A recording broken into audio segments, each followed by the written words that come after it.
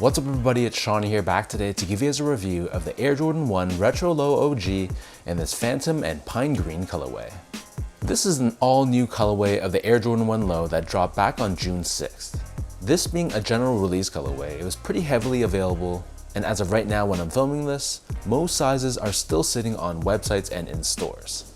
So these released for a price of $150 US or $185 here in Canada. And the official colorway for this shoe is Phantom, Pine Green, and Black. And I picked these up over at the Closet Inc., which is my go-to shop for Jordan Retros and Nike releases.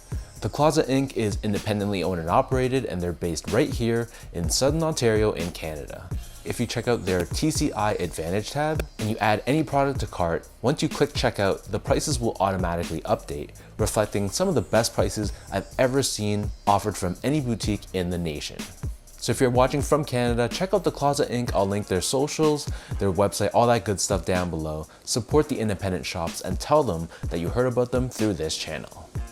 Diving into the details of the shoe itself though, the base layer of the shoe is actually constructed out of a slightly off-white or phantom colored nubuck. So this is a genuine leather and it feels very soft to the touch.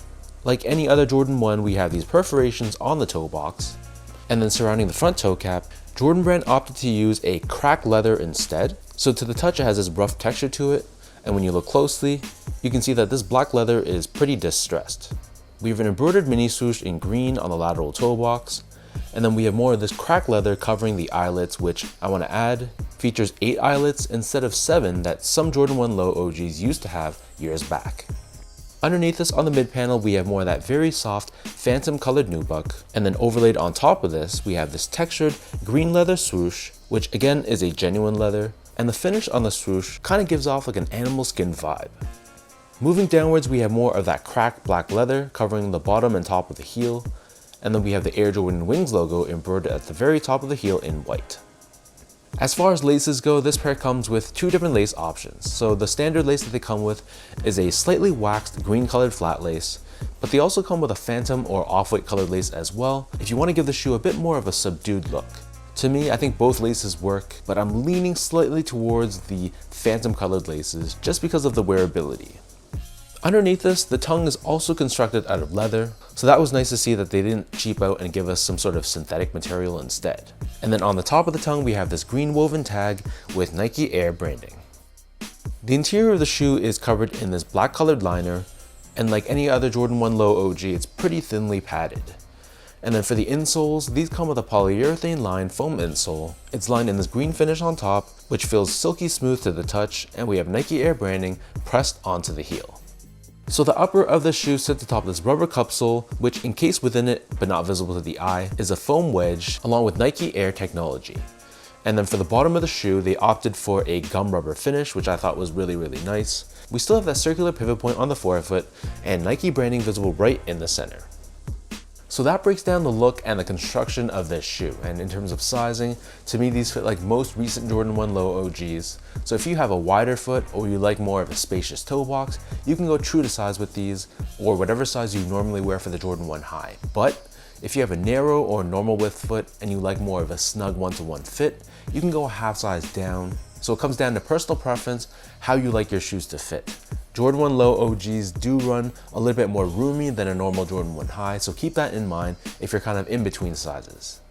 Next up, in terms of the comfort, so like any other Jordan 1 Low, it feels pretty much identical. You're gonna be pretty flat, firm, and low to the ground. There's not too much from a softness or cushioning standpoint, but for an everyday casual use shoe, Jordan 1 Lows are gonna be perfectly fine. They do offer obviously more ankle mobility and freedom because it's a low top. So I know some people like that, especially in the summer months. But if you're someone that's never worn a Jordan 1 before, if possible, go to a shoe store, try on a pair of Jordan 1s there. And if they don't offer Jordan 1s, maybe something slightly comparable is like a Nike Dunk, just to get a sense of how those shoes from the 80s felt. Finally, in terms of the overall quality and craftsmanship, so first off, the material quality on the shoe really surprised me in a good way. I love that they utilized genuine leathers all over the shoe. Nothing on this pair felt synthetic and felt cheap, so especially for a mass-produced general release colorway of the Jordan 1, I thought they really stepped up in terms of the quality of the materials. And honestly, same thing with the build quality. At least for my pair, there were no visible flaws, the stitch job was good, no glue stains, and everything seemed symmetrical and lined up between my left and right feet. So kudos to Jordan Brand, and especially the factory, of course, that put this together. Both the material choices and the overall build, I thought, outpunched its price.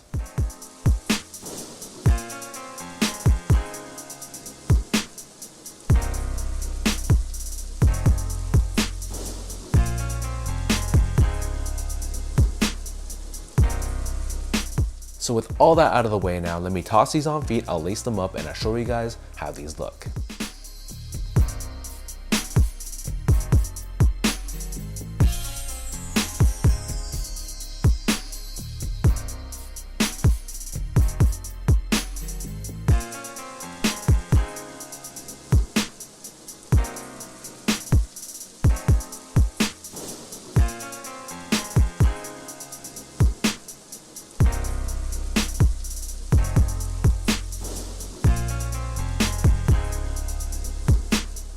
Overall, I think this is a solid, unique colorway of the Jordan 1 Low. Obviously, given today's climate, this is a shoe that's heavily sitting. So if you're on the fence about this, I would definitely wait, because I'm sure these will be eventually marked down and heavily discounted by retailers.